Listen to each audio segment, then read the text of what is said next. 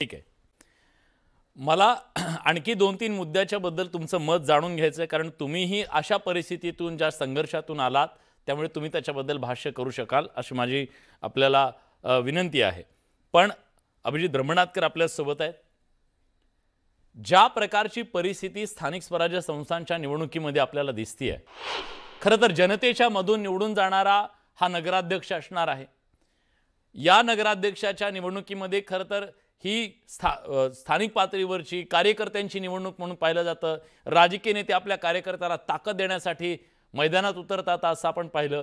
पण असं का दिसतं यावेळेस की मंत्री सुद्धा आपल्या पत्नीला, आमदार आपल्या पत्नीला, बहिणीला, आईला, कुणालाही निवडणुकीच्या मैदानात उतरवू पाहतायत?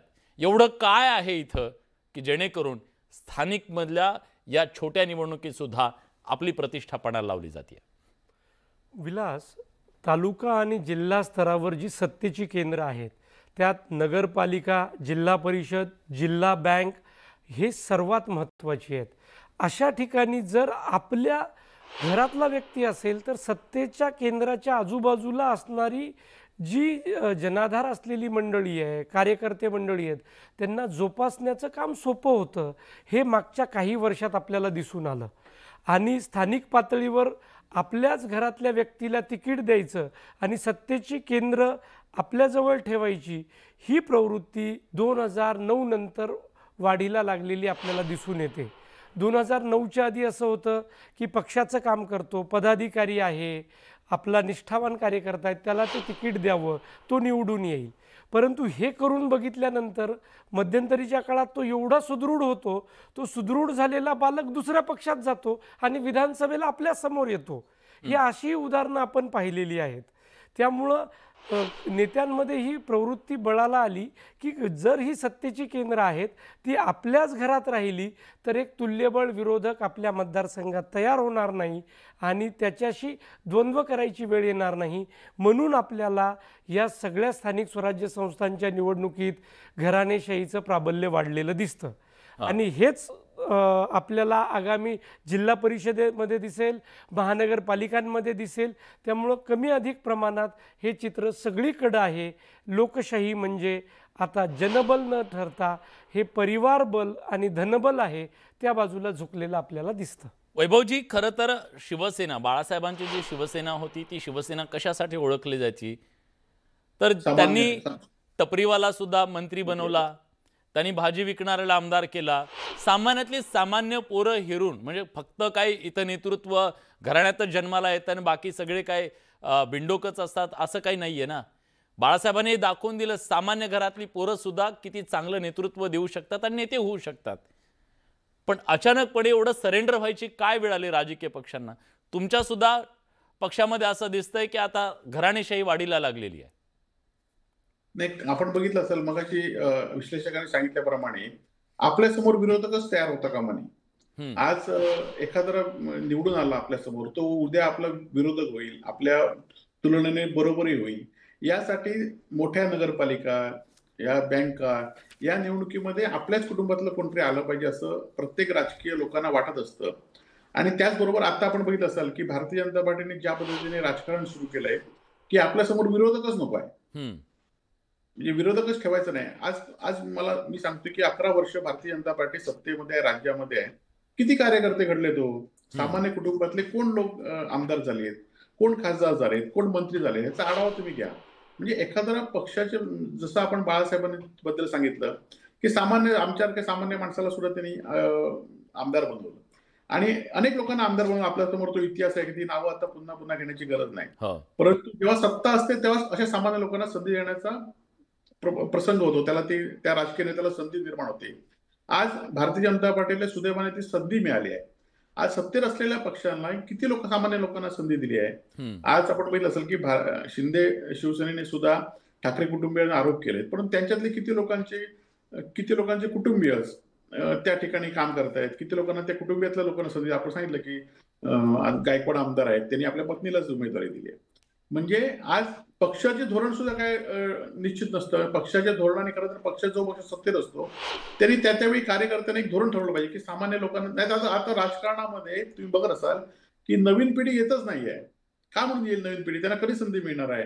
आणि ह्या सगळ्या पैशाच्या वावरामुळे आता खरं तर जसे पत्रकार आज तुमच्यासारखे काही ठराविक हातावर बोटावर मोजण्या इतके लागलेत, तसंच राजकीय दुर्दैवाने राजकीय क्षेत्रामध्ये सुद्धा राजकीय लोक, सामाजिक लोक हे किती हातावर बोटावर इतके लागतील याचा पुढे भविष्यात आपल्याला गंभीरपणे विचार करावा लागेल.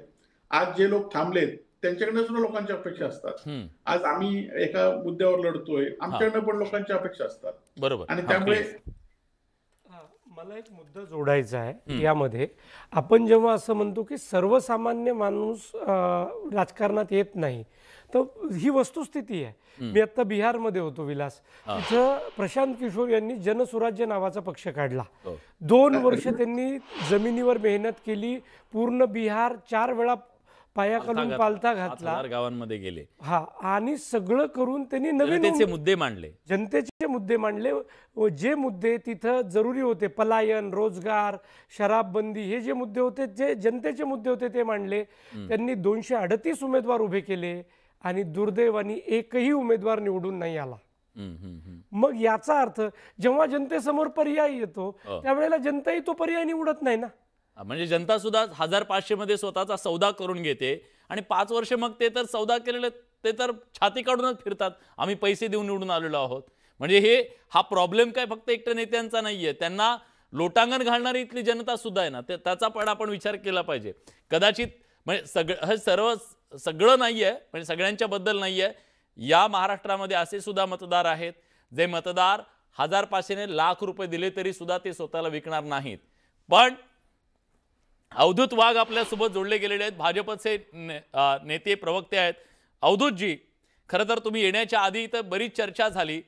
खरं तर तुमचं खूप कौतुक व्हायचं, पार्टी विथ डिफरन्स म्हणायचं, तुम्हाला तिटकारा एकदम ह्या घराणेशाहीचा वगैरे सगळं आम्ही ऐकलेलं आहे.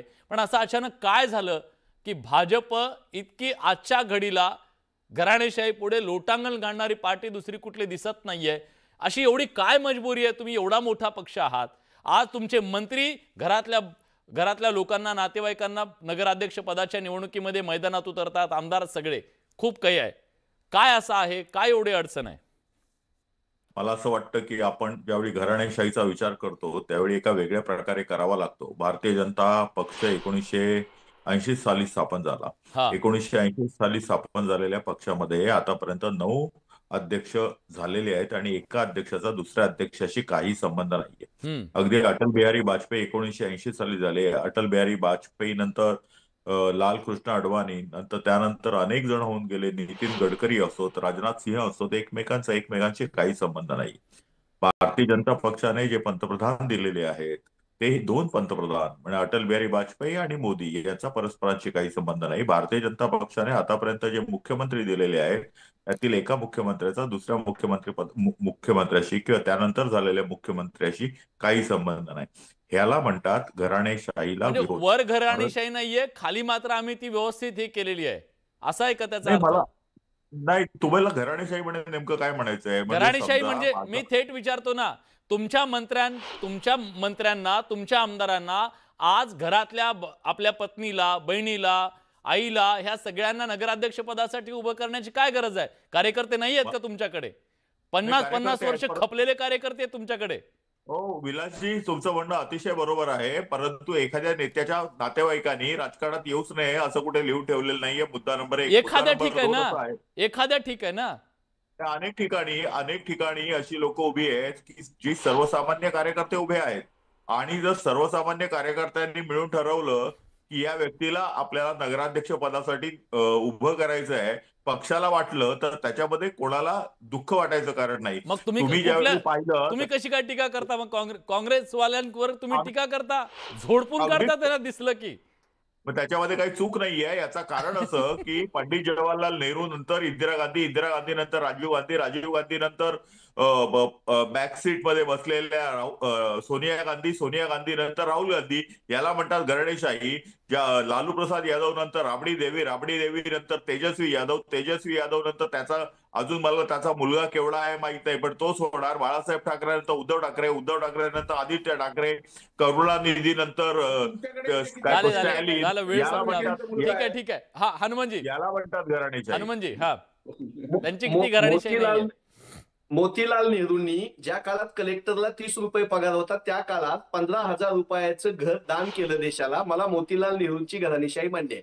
ज्या पंडित नेहरूंनी 11 वर्ष तुरुंगवास भोगला आणि या देशामध्ये लोकशाही आणली, आधुनिक भारत आणला, धरणं आणली, त्यांची घराणेशाही मला मान्य आहे. ज्या इंदिराजींनी बँकांचं राष्ट्रीयकरण केलं आणि सेस कायदा आणला किंवा जमिनी सगळ्या कोळांच्या नावावर केल्या, ज्या इंदिरा गांधी पाकिस्तानचे 2 तुकडे केले, त्यांची घराणेशाही मला मान्य आहे. ज्या राजीवजींनी IT धोरण आणलं, ज्या राजीवजींनी उच्च शिक्षणाचं धोरण आणलं, त्या राजीवजींची घराणेशाही मला मान्य आहे. ज्या सोनियाजींनी माहितीचा अधिकार आणला, शिक्षण हक्क कायदा आणला, अन्न सुरक्षा कायदा आणला, त्यांची घराणेशाही मला मान्य आहे. आणि जे राहुलजी गांधी संविधान वाचवायसाठी रस्त्यावर उभे आहेत, त्यांची घराणेशाही मला मान्य आहे. पण नरेंद्र मोदी साहेब कुठल्याही घराणेशाहीतून आले नाहीत.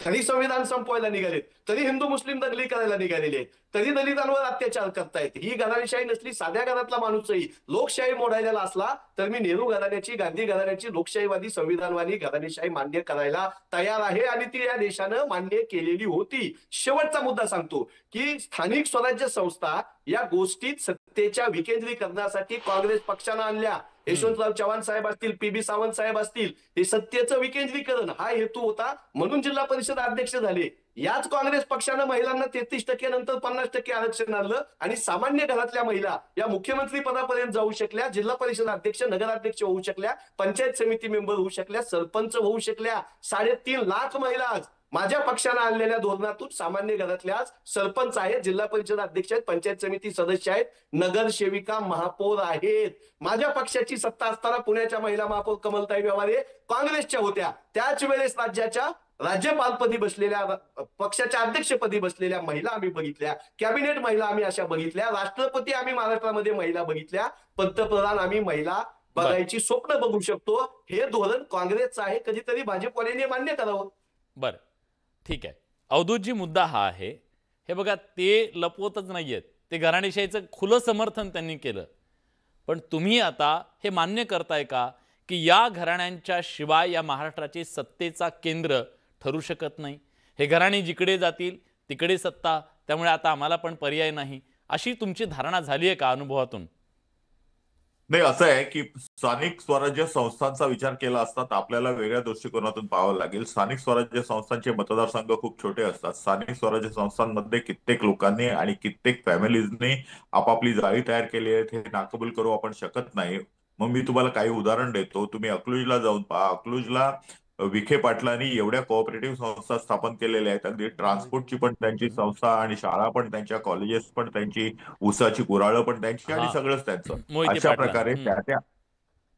अशा प्रकारे त्या क्षेत्रामध्ये अनेक कार्यकर्त्यांना त्यांनी सामावून घेऊन नोकरी देऊन नंतर एक प्रकारचं आपली एक वोट बँक तयार केली आणि ते जिकडे जातात तिकडे. अवधूतजी, आज तुमच्या ज्या काँग्रेसच्या घराण्यांच्या बद्दल तुम्ही सातत्यानं कोसत होतात, ते सगळे घराणे जवळपास मला वाटतं सगळे तुमच्याकडे आलेत. आता तुमची डेफिनेशन बदलली आहे की काय झालंय, की आता तुम्हाला हे पर्याय उरलेला नाहीये?